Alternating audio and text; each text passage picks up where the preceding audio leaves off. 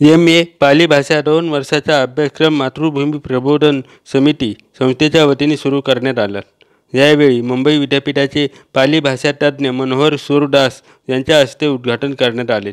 यावेळी ते म्हणाले की पाली भाषा भारत देशाची प्राचीन मूळ भाषा आहे, सर्व भाषांची जननी म्हणून ओळखली जाते। या प्रचार करण्यासाठी प्रशासनाने जनतेने पुढे आले पाहिजे। तसेच नागपूर येथील डॉक्टर दीक्षा कोकाटे यांनी पाली भाषा समुद्र भाषा आहे, लवकरच शासनाने पाली भाषा विद्यापीठ स्थापन करण्यात यावे अशी मागणी केली असल्याचे सांगितले। त्याप्रसंगी पाली भाषा तज्ज्ञ संतोष जपळूकर, सचिन चव्हाण, सुशीला जपळूकर, नंदकिशोर साळवे, वसंत वडमारे, विष्णू भरुडे आदी उपस्थित होते। कार्यक्रमाचे सूत्रसंचालन सुभाष राऊत यांनी केले तर संतोष जपळूकर यांनी प्रास्ताविक केले। AMP न्यूजसाठी सुभाष राऊत, नाशिक।